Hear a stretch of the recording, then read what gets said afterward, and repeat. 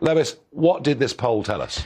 It basically showed us that 70% of Conservative voters at the last election would actually like a pause and review on all net zero policies. That's those who expressed an opinion.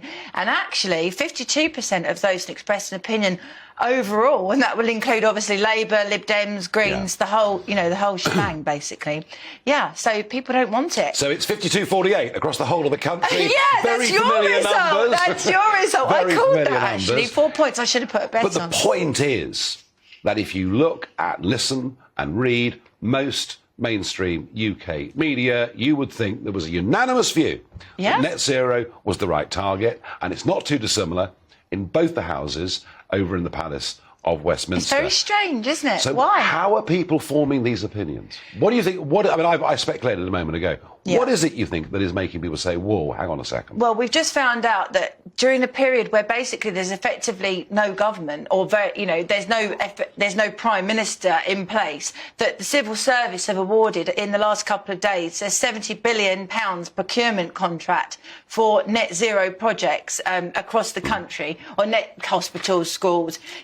This is about money. If we pause net zero, there's 70 billion quid of our money there that's going to be spent, that the civil service have put out there. I don't remember voting for that. Do you remember voting for that? No. Well, of course, it was the takeover of the Conservative Party by what I call the Richmond Greens, and that means Carrie and the Goldsmiths. And I was very, very pleased to see Ben Goldsmith attacking you today.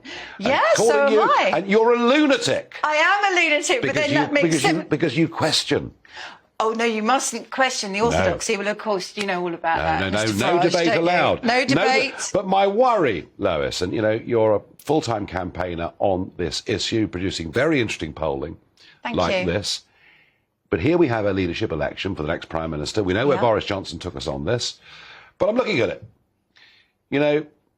Liz Truss, well, she's committed to net zero by 2050, but she does try to tempt that element that are questioning the cost of net zero by talking about green taxes, or shall I be, social, renewable and green taxes on electricity, 25%. She said there'll be a moratorium. What she means is she'll suspend it temporarily and then bring it back again.